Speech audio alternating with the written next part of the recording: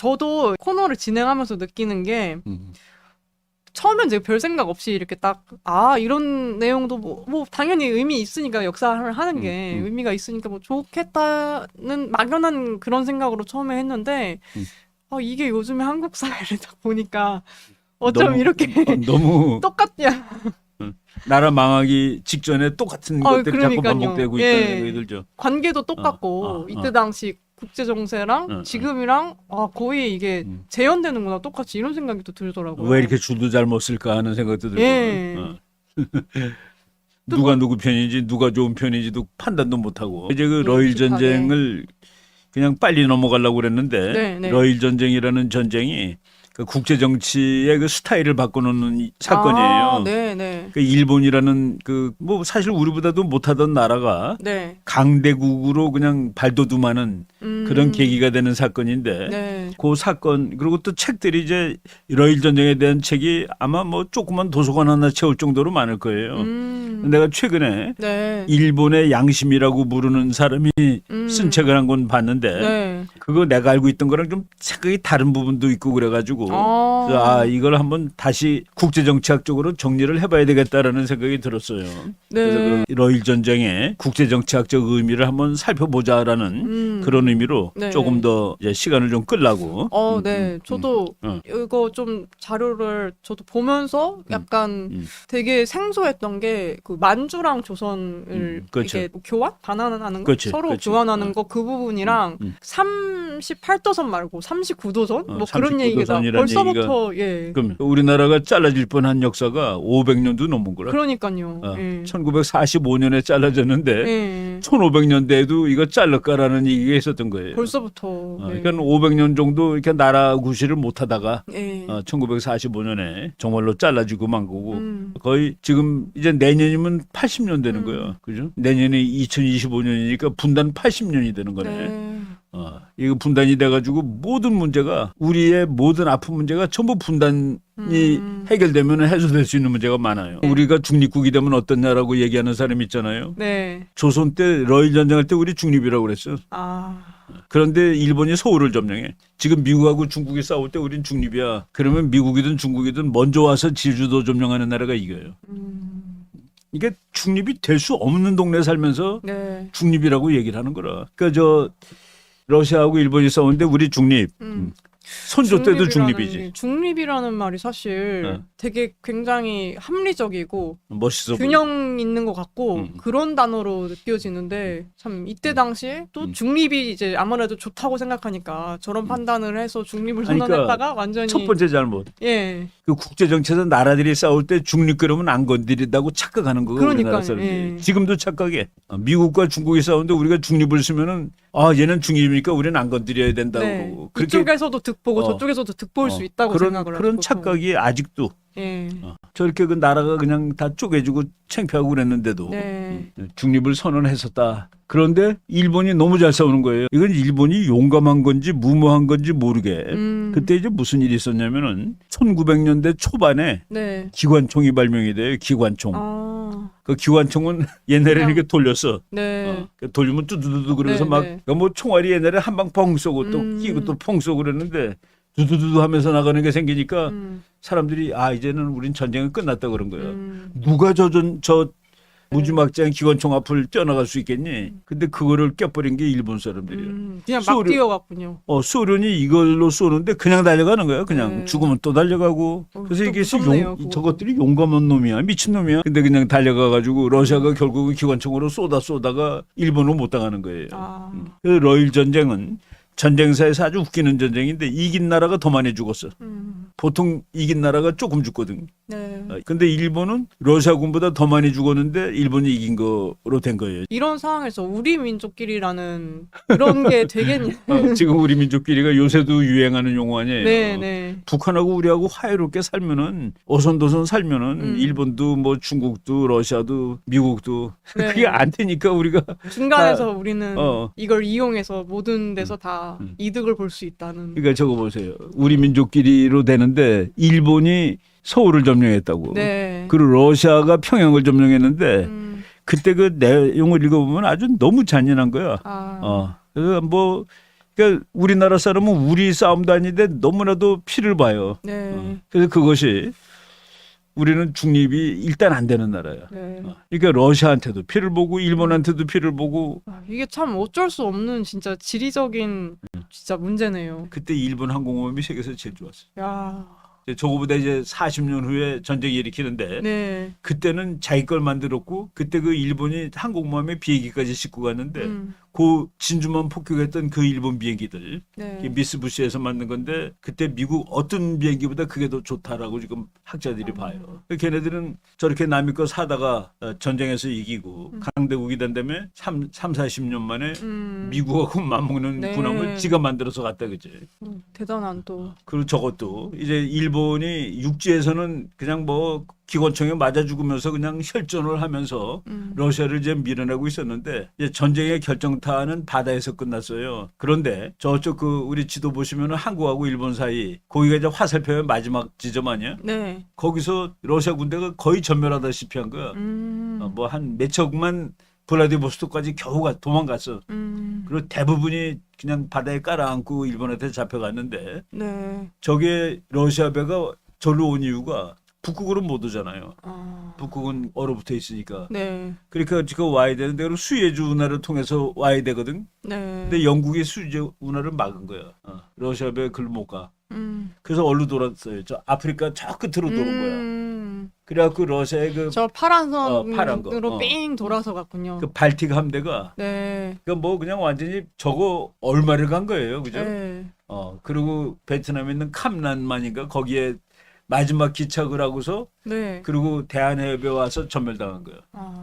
그래서 저거 스시마 해전이라고 그러죠. 스시마 네. 해협에서 전멸당. 일본은 기다리고 있었고 러시아군은 지칠 대로 지쳐서 그러네요. 예. 그때 이제 배들이 바다에서 몇 개월을 가면은 그 조개들이 배에 달라붙어요. 그래서 속도가 안 나. 또 그런 문제가 또 있군요. 이거 뭐 완전히 다 이거 지칠 대로 지쳐서 네. 그 저 추운 데서 떠나가지고 열대지방 거쳐서 아프리카 끝에 네. 갔다가 다시 적도 지나서 지구로 한 바퀴 돌아온 놈들이 기다리고 있는 놈은 어떻게 싸워서 이기겠어요. 그러네요. 그래서 러시아의 발틱 함대라는 것이 러시아에서도 제일 알아주는 함대인데 뭐 일본 함대한테 거의 전멸당하다시피 하지. 그래서 참 그런 것도 보면은 전쟁이라는 게 그게 어떤 그런 무기 시장을 완전히 발전시키면서 근데 그게 무기에서 끝나는 게 아니라 사람들 삶 속에서도 다 그게 우리 지금 이메일 얼마나 편해 그죠? 예. 이메일 누가 발명한 거예요? 미국 국방부가 발명한 거예요. 아. 미국 국방부가 발명해가지고 지네들끼리 교신하려고 만든 거를 우리가 지금 쓰게 된 거라.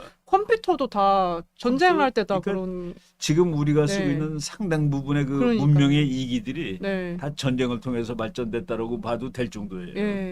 그러니까 전쟁이 그 나쁜 것만은 아니. 네. 그러니까 전쟁은 그 무기를 발전시키는 것보다 더 중요한 거가 국가 조직을 발전시키는 거예요. 그리고 조세 제도가 발전하고 징집 제도가 발전하고 전쟁을 잘하는 나라가 사회가 빨리 발전해요.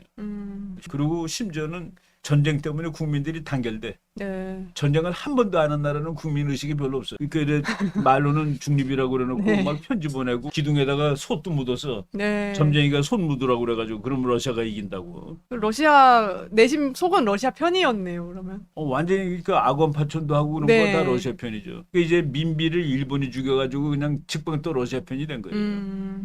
만약 민비가 러시아한테 죽었다면은 일본 편이 됐을지도 모르지. 네.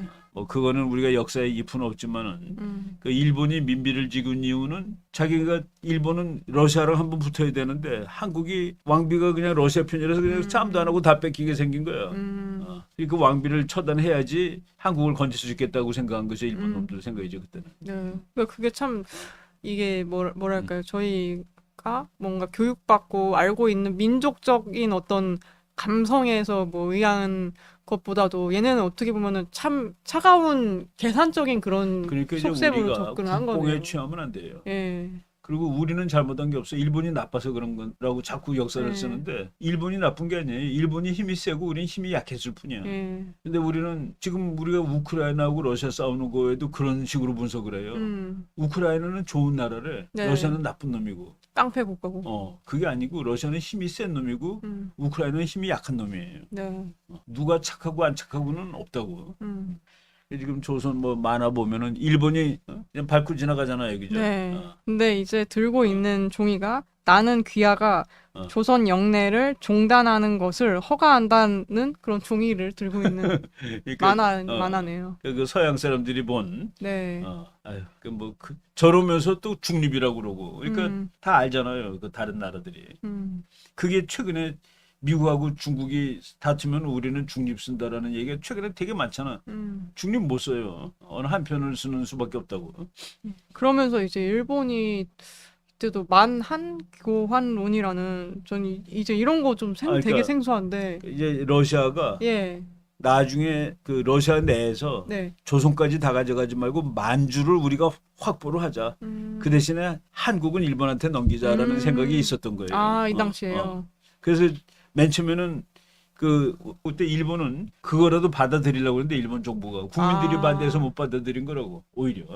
그래서 러시아가 반쪽씩 가자 그럴 때는 네. 일본 국민들이 반대로 안 된 거고. 일본이 러시아한테 1896년인가 그때는 러시아가 우리가 다 가질 수 있는데 무슨 소리야라고 해서 안 된 거고. 저 사람이 와다하루키인데 저 사람은 이제 좌파. 네. 뭐 공산주의자까지라고 얘기할 수는 없어. 공산주의자지 뭐. 김일성 되게 좋아하고. 근데 이제 뭐 실력 있는 역사학자라는 건 사실이에요. 네. 저 사람을 평가할 때는 그냥 일본의 양심 그래. 네. 일본이 제국주의 해가지고 반성하고 뭐 그런 좀 반성해야 된다 뭐 이런 논조를 식으로 갖고 하는데. 있는. 네. 저 사람이 이제 김일성이도 상당히 좋게 보고 그런 사람이에요. 네. 근데 요번에 그 러일 전쟁이라는 책이 네. 그 우리말로도 번역이 되는데 그래서 러일 전쟁의 본질이 조선을 차지하기 위한 조선 전쟁이라고 이제 저건 맞는 얘기예요. 네. 뭐 조선 때문에 싸운 거지. 누가 이걸 다 갖냐의 최종 결정전이 네. 청나라하고 일본하고 해서 청나라 거를 일본이 뺏어왔고 근데 다 차지하지는 못하고 있었는데 이제 마지막으로 다 차지하는 전쟁을 러시아하고 일본이 벌려가지고 일본이 이기는 거죠. 네. 근데 그 와중에 우리나라 왕실이 나는 러시아 편이야. 그러니까 일본한테 적이 되는 거죠. 국내 정치, 국제 정치가 그래서 우리나라 국사책 보면은 국제 정치가 없는 국사책은 사실은 분석이 잘 안 돼요. 그렇죠. 그냥 왜 감성적으로 왜 일본 놈이 민비를 죽였을까? 남의 나라 네. 왕비를. 그냥 모욕 주려고 뭐 그렇게 좀 받아들여지잖아요. 근데 그게 아니라 예. 일본 놈들이 이제 크게 뭘 보는데 네. 저 아줌마 때문에 조선이 러시아한테 넘어가게 생긴 거야.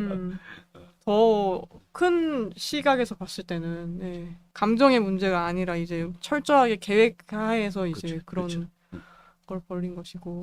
내가 한 번은 그 항의를 한 적이 있어. 우리 선조들이 너무 괜찮대, 너무 잘났대. 그래서 내가 어느 학자 그래서 그렇게 우리 선조가 잘났으면 지금 우리는 뭐냐 이거야. 선조들이 그렇게 대단했는데 우리는 지금 뭐 하고 있는 거냐 말이지. 나는 우리나라 역사 5천년이래 지금이 제일 괜찮은 나라라고 보는 편이거든요. 국제 정치적인 위상으로 힘으로 봤을 때. 네. 그러니까 이제 영 다른 얘기지. 뭐 고구려뿐만 아니라 중국이 우리라고 그런 나는 그 뭐 맞는지 모르겠는데 백제가 중국 본토에 있었다며. 뭐 백제도 그런데 이제 그 신라를 주로 이제 대륙에 있었다 이렇게 얘기하는 경우 종종 그런 본 것도 것 있고 같습니다. 그런 대륙 것들이 신라설이라고 해서 그런 것들이 최근에 유튜브에 반영된 게 뭔지 아세요? 어떤 건가요? 미국 나가려면 나가. 우리 당장 핵무장하면 돼. 그래서 미국이 쩔쩔맸대 우리한테. 그런 것들이 막 유튜브에 다녀요. 그게 이제 그런 식으로 그런 식의 세계관이지. 민족 약간 국뽕적 세계관. 국뽕 세계관이지. 물론 우리가 미국에서 텔레비 판매량이 거의 절반이 국산이에요. 네. 내가 오늘 어떻게 우연히 무슨 자료 뒤지다 보니까 네. 삼성전자가 33%, LG가 19%인가 그래. 텔레비. 그러니까 둘이 합해서 50%가 넘어. 미국에 팔리는 텔레비의 절반이 한국제야. 네. 그러니까 트럼프가 뭐라고 그러는 거예요. 그럼 부자라고 그러는. 트럼프는 호텔 짓는 사람이니까. 네. 다 호텔 텔레비 큰 거 갖다 걸잖아. 네. 전부 다 한국 거란 말이야. 네. 그리고 이제 저 포츠모스 강화 조약이라는 거는 네. 일본하고 러시아가 싸웠는데 그거를 마지막으로 평화 조약을 맺어준 건 미국이에요. 미국의 그 포츠모스라는 건 저쪽 그 미국의 그 워싱턴 부근에 있는 어떤 도시야. 네. 큰 도시는 아닌데. 그러니까 미국 저쪽 끝에 가서 일본은 미국 편이었으니까 이제 미국 쪽에 이제 유리하게 미국이 다 이렇게 주선해 가지고 그래서 그때 저 포츠모스 조약에서 그러니까 우리가 보면은 좀 화나지. 근데 그거는 미국이 봤을 때는 뭐 그 당시에 세계 정치를 놓고 또 미국 나름대로 이익을 이제 계산한 그런 거예요.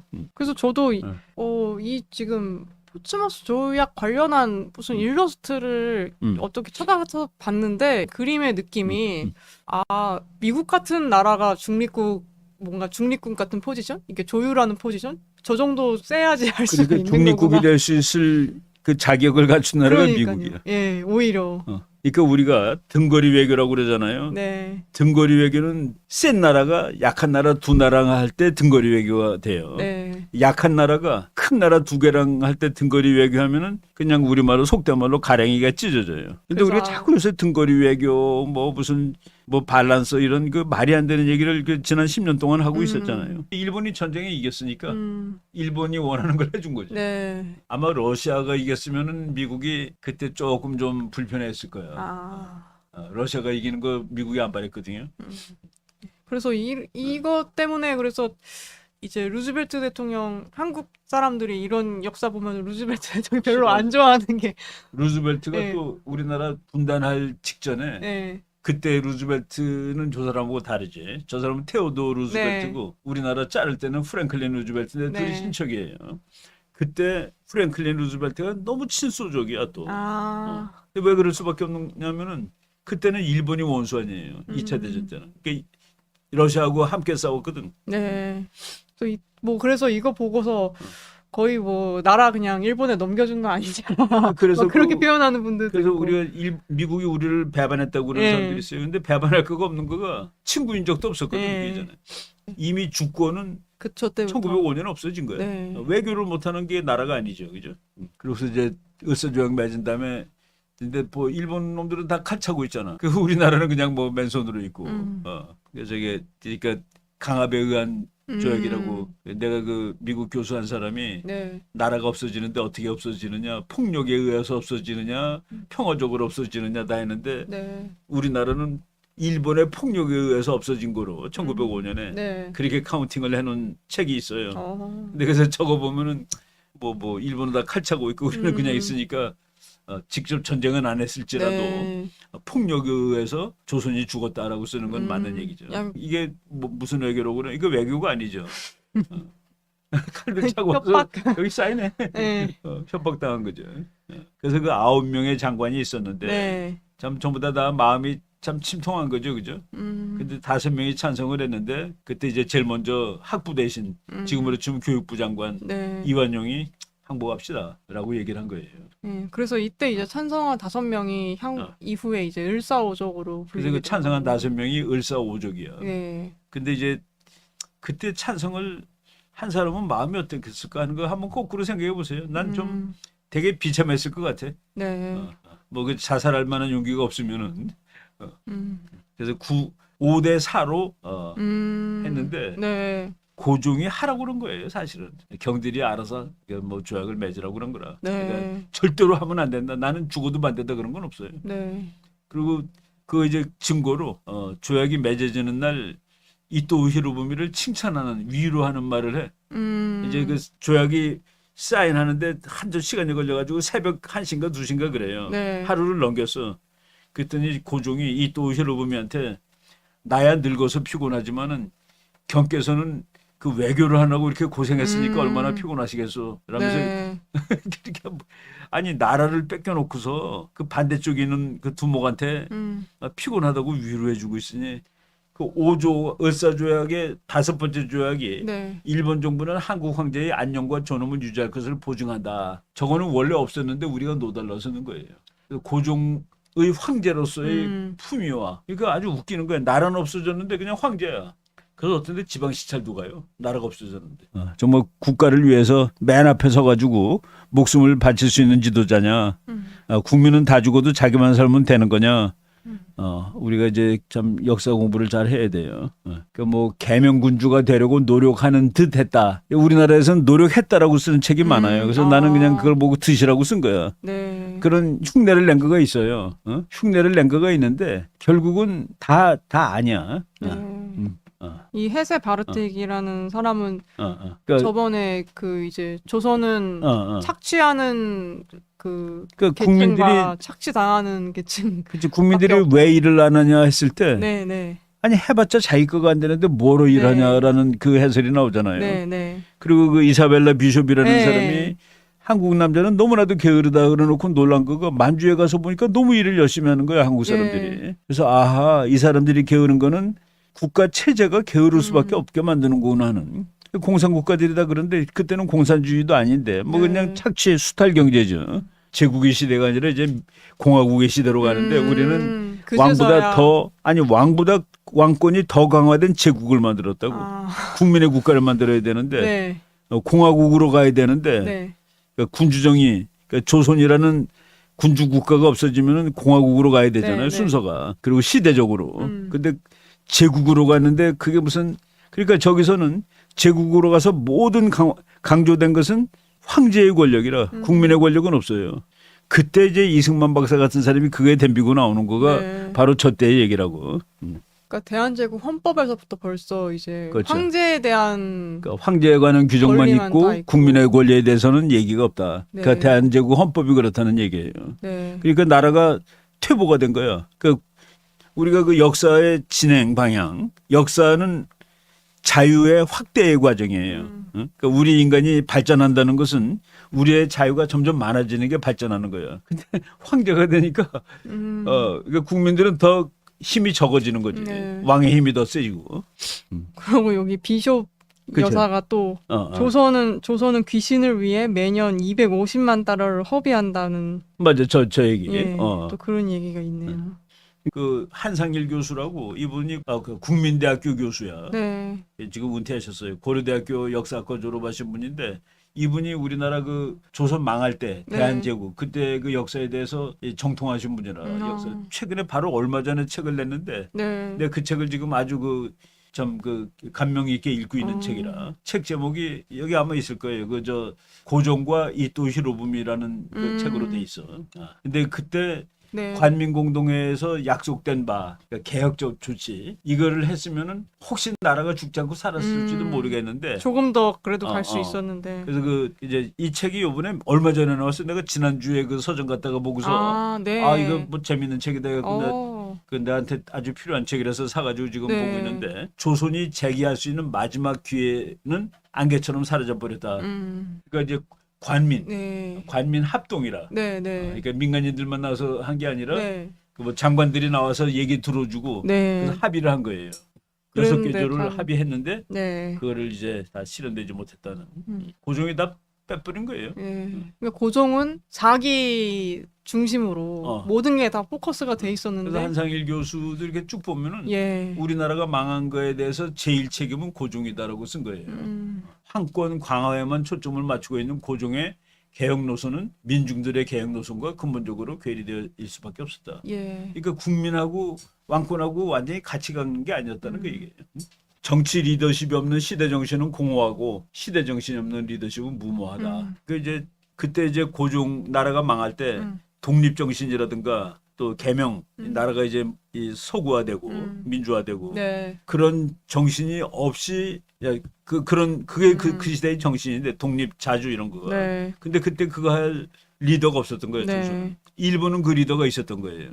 부국강병. 거기서 부국강병을 했던 우리 전번 시간에 했잖아. 후쿠자와 유키치라든가 이런 사람들. 그리고 시대 정신이 없는 리더십은 무모할 뿐이다. 이거는 2차 대전 때 일본이 개판으로 나갔고 나라 다 망하고 전쟁 나고 그러는 거. 그거는 리더십은 있었는데 시대 정신이 없는 거예요. 그러니까 무모한 결과를 갖고 오는 거죠. 아주 그 참 명문이더라고.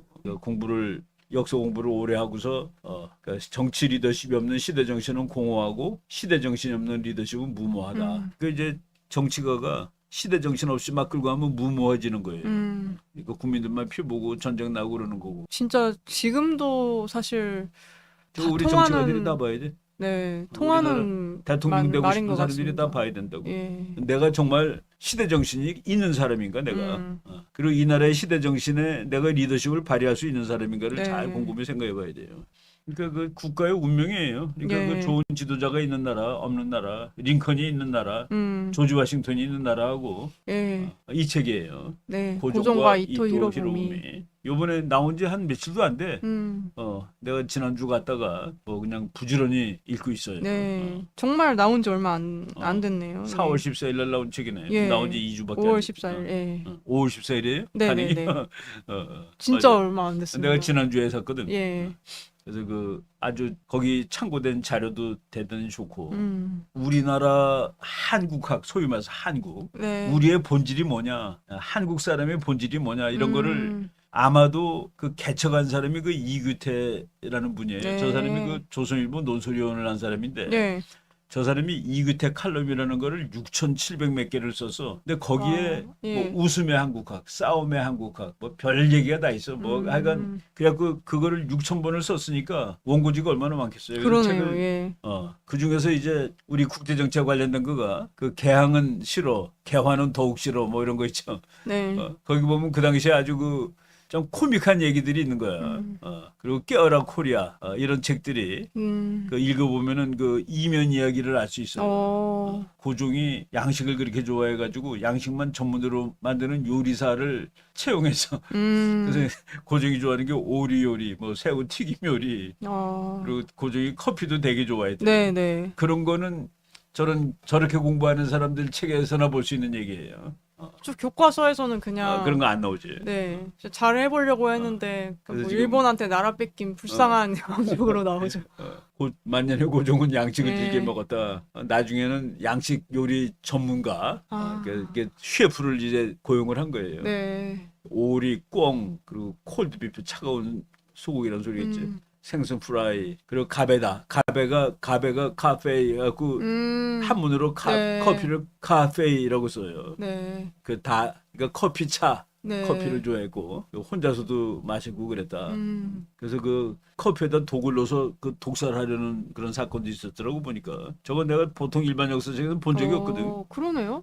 그래서 칠러파 거두 겸홍육이 네. 갑에다 커피에다가 독을 넣어 고종과 어. 순종을 독살했던 음모 사건은 너무도 유명하다. 근데 또 나중에 한번- 친러파인데 뒤에 또 그러니까 그래서 중립은 위험한 거군요. 저분도 이제 조선일보 기자 쭉 하시고 은퇴하시고 그러고서도 글을 쓰다가 네. 마지막 글을 쓰고 이틀 만에 돌아가셨더라고. 아. 대단한 분이야. 저 때는 그 컴퓨터도 없을 때예요. 네. 저 사람이 그 카드를 제일 잘 만든 사람이야. 나는 그 카드를 파워포인트로 만들거든요. 네. 이게 나의 카드라고 이게 한 장이에요, 사실은. 이 한 페이지가 옛날에는 이걸 다 썼어요. 이제 무슨 책을 읽다가 무슨 책 몇 페이지 거기서 중요한 말. 시대 정신 없는 리더십은 허무하고. 그걸 다 그냥 손으로. 옛날에 다 손으로 썼지. 그게 카드야. 그거를 공부 잘하는 사람은 그걸 또 분류를 해. 일본 관련, 뭐 조선 관련, 고종 관련해 갖고 뭐 글 쓰라면 그거 딱딱 찾아가지고 쓰는 거야. 네. 그렇게 좀 이렇게 뭔가 그렇죠. 딱 보기 좋게 보기 요약하고 좋게 이제 인용하는 요약하고. 거를 모아놨다가. 그게 공부하는 테크닉이거든. 와. 근데 그게 아주 탁월했던 분이라 저 사람은. 근데 요새는 뭐 컴퓨터 시대니까 아주 좋아요 공부하기. 덕수궁은 그 옆에 전부 외국 공사관이야. 덕수궁 부근에 외국 공사관이 무지하게 많은 거예요. 다 근처에. 그러니까 그 덕수궁은 고종이 아무 데나 급할 때 외국 공간으로 도망가기 제일 좋은 궁전이에요. 그래서 참 이런 걸 보면은 뭐 백성들은 다 착취당하고 힘들어가지고 그렇게 그렇죠. 맨날 담배 피고 그러고 있는데 왕은 어떻게든지 혼자 살려고 저렇게 이게 저 했다는 이규태 게. 선생이 쓴 거예요. 네. 그러니까 황제가 덕수궁에 신궁을 조성한 것은 두려운 외세로부터 쉽게 벗어나려는 자위책이라고 해도 좋았다. 네. 덕수궁 이웃에 산재해 있는 미국, 영국, 독일, 프랑스, 러시아 등 외국 공사관과 비밀 통로가 모두 마련되어 있었다. 네. 그 비밀 통로 그런 얘기 지금 안 하잖아요. 공부하다 보면은 좀 짜증 나죠. 네. 그래서 우리나라가 지금은 이제 그렇지 않은 나라가 돼가고 있는 중이에요. 네. 한국이 통일만 하게 되면은 이제 저런 모욕의 역사를 이제 안 하고 살 수가 있어. 그러니까 우리 국민들이 이제 그러니까 우리도 내가 이제 그 한번 경문을 쓴 적이 있어요. 우리도 통일 강대국으로 나가자. 뭐 우리는 왜 매일 약속이라고 그러고 살고 있어? 응? 뭔가 그러면서 피해자 매일 피해자 코스프레하고 마음이 그런. 우리도 강한 나라가 돼야 돼요. 고구려 강했잖아요. 네. 근데 진짜 그렇게 되려면 정말 국민 개개인이 각성하고 생각이 다르죠. 네. 그래야 되겠더라고요, 저도. 국민이라는 게 뭔지. 네. 국민은 회사원이 아니에요. 음. 국민은 나라를 위해서 죽을 수 있는 게 국민이라. 네. 정말 나와 진짜 그 후쿠자와 유키시가 썼던 것처럼 나와 내 가정과 그게 더 커지면 국가 사회를 이게 지키고 싶다는 그게 커져야지 그렇죠. 그 한 개인들이 모여가지고 나라가 지켜지는 건데 지금 음. 조선 시대는 그런 관점에서 완전히 실패했던 거잖아요. 그것도 지금도 성공을 못 하고 있는 거가 네. 우리는 국가가 그렇게 별로 중요하지가 않아요. 그러니까 민족이 더 중요해. 그러니까 중국 사람을 보고 조선족이래. 그 사람들은 한국계 중국인이에요. 네. They are Chinese. 중국 사람이라고. 네. 근데 우리는 그 사람들을 보고서 조선족이라고 얘기함으로써 대한민국이라는 국가가 확 약해지는 거예요. 그게 좀 민족적인 어떤 감성으로 그 다가가는 분들이 이제 그렇게 뭐 그런 사람이 네. 너무 많죠. 더 많죠. 네. 우리가 소수지. 나처럼 얘기하는 사람이 소수인데 국제 정치는 이 관점으로 보지 않으면 설명이 안 돼. 네. 그래서 제가 박사님과 정말 공부도 하고 또 박사님 항상 얘기하시는 외국에서는 이게 다수예요. 딱 듣고서 한국을 볼 때마다 그치. 아 이게 진짜 가야 될 길이 엄청 멀구나 사실 이런 아니 생각이 오늘 들거든요. 우리가 이제 멀구나, 예. 애국을 해야 돼요. 네. 이거 회사가 나라가 없으면 뭐 회사가 뭐 중요해. 네. 예. 그런 생각을 너는 왜 국가주의자냐 그랬는데 국가하면 없어 보라고. 우리가 서럽죠. 지금도 우리가 일본에서 독립했다고 지금 몇 주년이야 독립하고서. 아니 일본 밑에 산 것은 35년인데 독립을 해방 기념은 지금 70년을 더 하고 있잖아. 그러니까 독립이 그렇게 중요한데 그 나라를 그게 바로 나라가 소중하다는 소리 아니겠어요? 네. 독립이 중요하면은 그죠? 그렇죠. 네. 그래서 오늘은 또 러일 전쟁과 을사 조약을 저희가 보면서 또 고종이 어떤 이렇게 실정을 막 해댔는지, 그렇지. 그러니까 그때 지도자가 좀 너무 좀 그래. 예, 그런 것까지 또 알아봤고요. 다음 시간은 이제 또 어떻게 이어서 이어서 가게 이제 될까요? 내가 지금 그 한상일 교수 책을 계속 읽고 있는데 네네. 거기서 우리가 그 교훈 얻을 거가 좀 더 있는지 한번 살펴보고 어, 이제는 요 다음 사건은 저거죠. 우리나라가 일본한테 완전히 없어지는 거, 네. 합병당하는, 병합당하는 거. 아, 이제 간판 내리는 거지. 네. 간판이 내려지고 완전히 교체가 되는 그 또- 과정도 한번 또 살펴봅시다. 네.